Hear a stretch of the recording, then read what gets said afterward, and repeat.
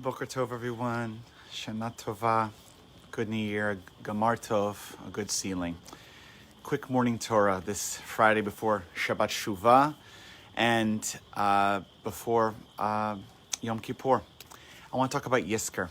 So those of us in the Jewish community there, regardless of practice or, which congregation you're in or, what your general observances, there's no doubt that the Yizkor service, which means God will remember, which takes place a few times a year, but specifically on Yom Kippur, is like the Holy of Holies of prayers, communal prayers, usually on Yom Kippur for many of us. And it's a time where we come together and really focus our neshamas, our souls, on holding close those who are no longer with us, friends, family.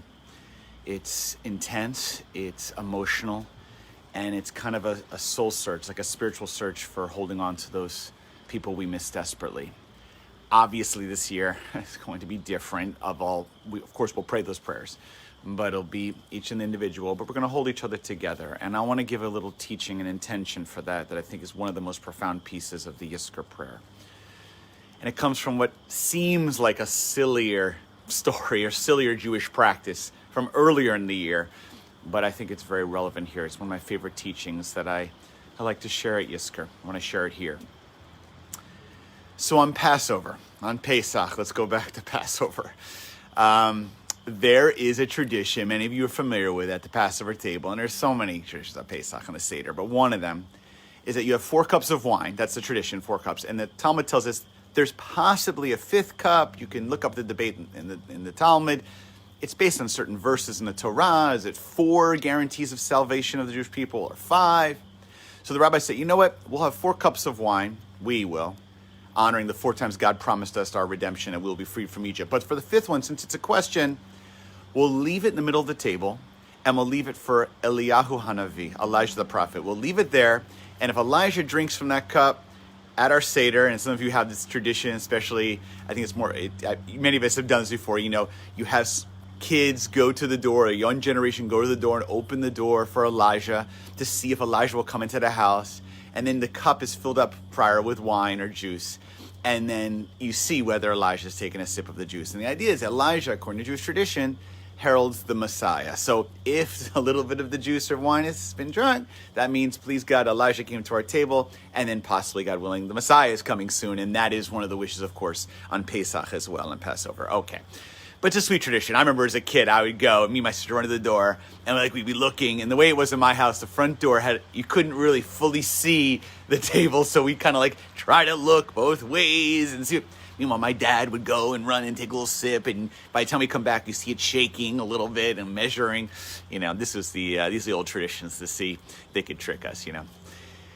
So it's a cute tradition. It's a cute minhag. It's a practice. It's the idea is about Messiah and the future, but it's also a way to keep kids engaged and things like that.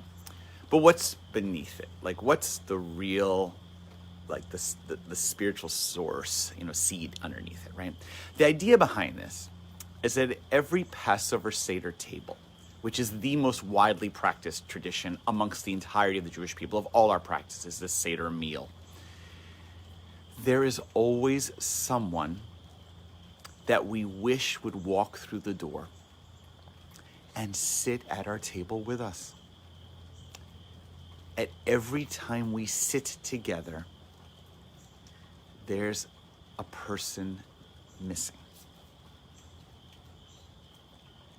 That is true in every year. That is true in every Passover. It's true in every experience. But it's profoundly true this Yom Kippur. Every life cycle moment that I have the privilege, me and Rabbi Jenny, be a part of, simchas, bar and bat mitzvah, weddings, baby namings, name it, brises. There's the joy of having the chance to say, Shechianu, we are here together to be here at this moment. And then there's the recognition that there are some people who are not here in this moment. And we desperately wish they could be here at this moment. That is Yizkor.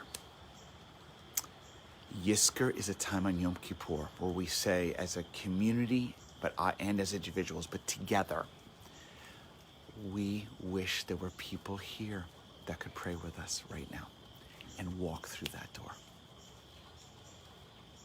And we recognize that. And we honor it.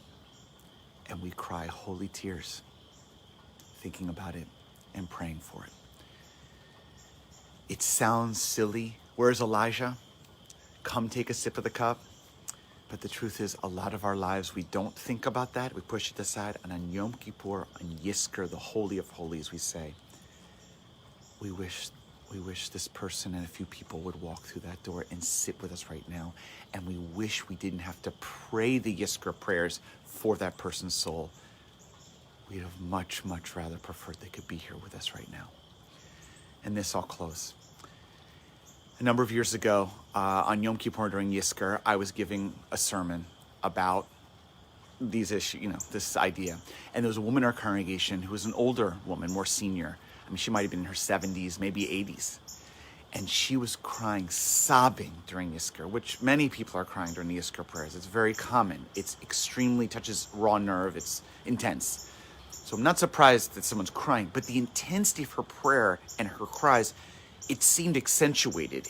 And I thought to myself, I'm embarrassed to say, I thought, well, maybe I didn't know and maybe I messed up. Rabbi should know if someone's suffering, someone lost someone. I had no idea. So after this service was over and complete, I immediately went up to her. I said to her, are you okay? Like, I saw the intensity of your prayer. I broke my heart. I haven't seen it in other years. Did something happen?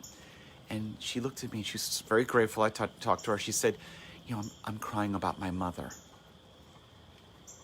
And I was confused because the woman was in her maybe 80s.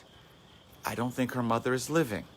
So I said, innocently, I said, did your mother just die? Did something happen I don't understand? And she said, my mother died 29 years ago. But I feel it like it happened yesterday. That's Yizkor. This year, friends, we're going to daven Yizkor at home or various places. It's not intense because part of the solace is being with community during Yizkor. But we will be together. We will be together and we'll pray together and we will invite the souls of those people who we wish could be with us and walk through that door. And we will feel it, even though it may have happened years ago. Yizkor, it feels like it happened yesterday. But we'll do it together and we'll do it with God's help. And in that way, that Holy of Holies service of Yizkor, please God, will be both hard and difficult, but ultimately, please God, it will give us inspiration. Wishing everyone a Shabbat Shalom, a good sealing, a Gamar Tov in the book of life for us all. And please God, on Yom Kippur, for those that I will see and others, please God, good prayers for a healthy, better new year inspired by the people we hold close to our heart. Shabbat Shalom.